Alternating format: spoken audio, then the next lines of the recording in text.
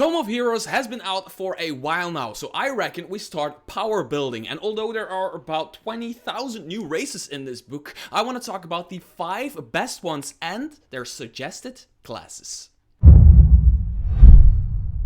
Hi there fellow roleplayers and game masters. Today I want to talk about the Tome of Heroes by Kobold Press. The book has been out for a while now. It has a ton of races, it has a ton of classes, it has a ton of backgrounds, and it has a ton of everything. And today I want to talk about 5 races that I think are really powerful, especially if you combine them with certain classes. Now, little disclaimer, I got the help of Blind Jedi, who is a Discord member on my Discord. You can still join the conversation, you can join me on Discord, I'm always there chatting with people, and Blind Jedi has helped me out with this, so thank you so freaking much to Blind Jedi for doing that. So without further ado, let's start with the first one. Really quickly, if you're looking for great discounts and deals on Kobold Press material and other third-party Dungeons & Dragons stuff, make sure to visit my website, which is in the pinned comment below this video. Just click it, and I've collected on one website a ton of great deals, some exclusive to this channel, so you can profit from buying stuff online. Also, if you're looking into a great new virtual tabletop, I also have enormously cool deals for Shard Tabletop.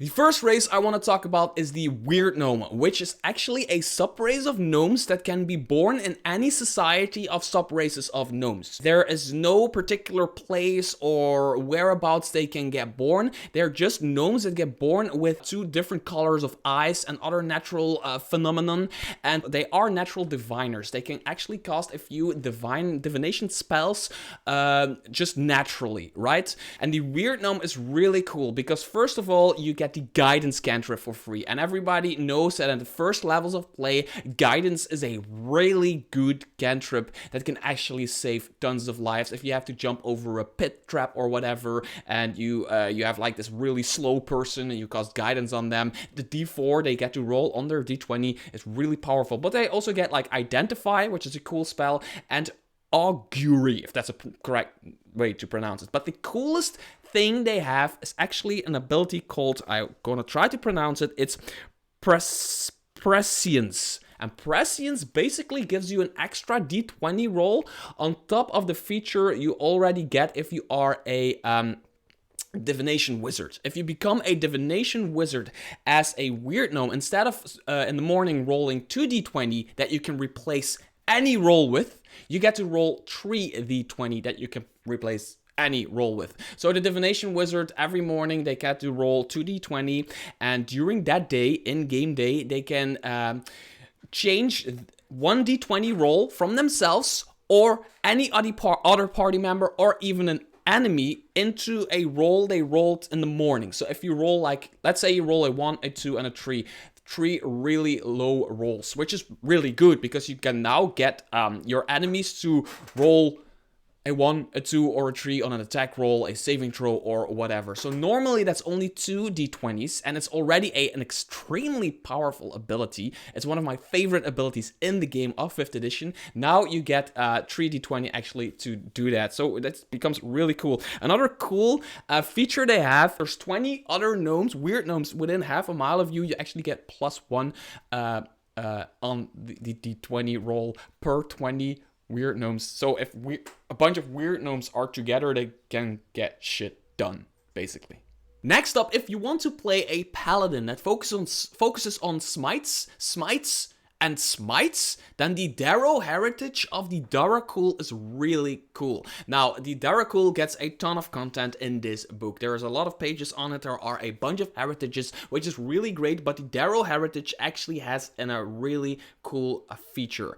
It has the ability to cast True Strike as a bonus action, and can do it a number of times equal to its charisma modifier.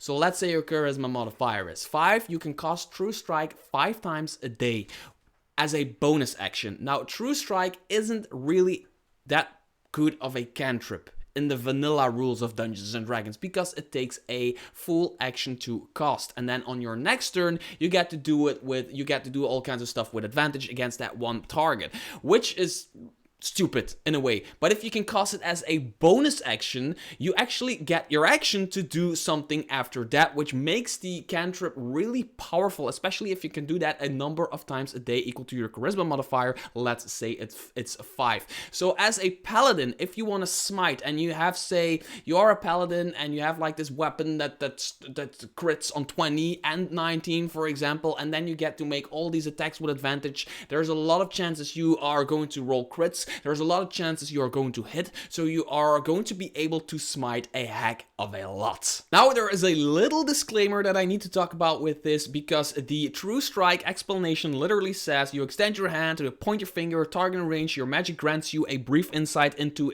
the target's defenses. On your next turn, you gain advantage on your first attack roll against the target, provided that this spell hasn't ended. The spell still is a concentration spell, and you still need to hold that concentration until your next turn, because although you've cast it as a bonus action, you cannot attack with advantage in the same turn using your action, per rules as written.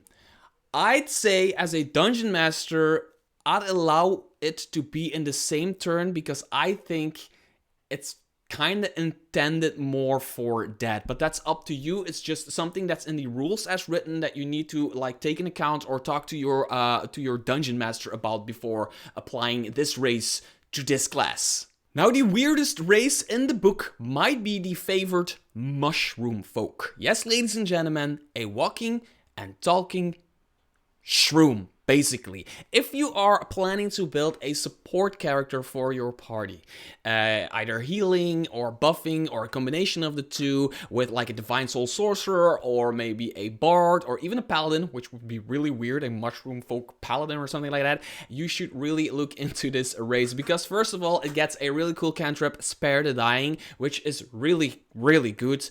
Bless, another one it gets for free, which is also, especially at lower levels, a really, really good spell. And then it gets a bonus healing, which is like a spore kind of thing, and it's almost the same thing as the Song of Rest from the Bard, where the Bard plays their lute, and when you do a short rest you get extra hit points. The Mushroomfolk basically has a spore it can spread, and everybody within that area also gets extra hit points from healing in a short rest. So the Mushroomfolk is just a really good race that's put in there if you want to play a weird ass support character. Next up is the Catfolk, and more precisely the Malkin subtype. And the reason I think this is really, really cool is because if you combine base race with the subtype, it gives you 3 extra skill proficiencies. I have to peek. It is Perception, Stealth, and Investigation. You get these for free when picking your race.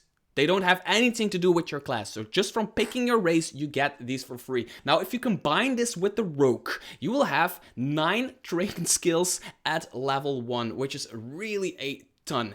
Also, if you want to be really good at dexterity stuff, like the Rogue, for example, this is a really good sub race or a race, because you are, first of all, you get plus X in dexterity, but also if you roll a 1 on a d20 for a dexterity check or a saving throw, you can re-roll the die and must use the new one.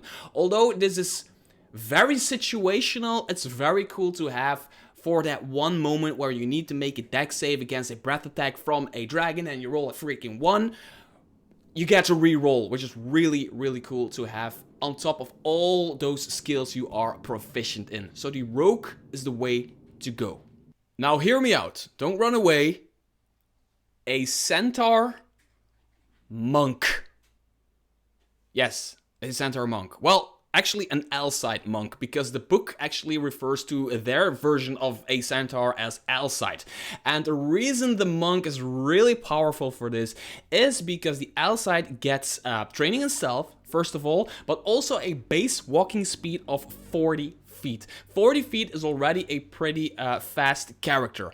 But as a monk, we all know you get to do all kinds of multiplying and math stuff in order to become like lightning speed. Well, now you can get even faster than lightning speed because your base walking speed is 40. So it's really powerful as a monk who wants to be stealthy and really fast. But the Alseid also has a very big downside. It actually refers to ladders and other stuff as difficult terrain. It's really hard for an Alseid, for a Centaur, to get up a ladder, and really awkward to get up a ladder, I imagine. But because you are a monk, a lot of the monk features nullify your slowness on ladders and on stairs, because the monk gets the ability to actually walk across water and walls. So if there's a ladder you need to go up, instead of going up the ladder, you can basically use your monk abilities to go up the wall that is next to the ladder, which is all really weird and really awkward, but it actually, in terms of the math of the game and kind of like power building and breaking the game, it makes a lot of sense to play an Alseid monk.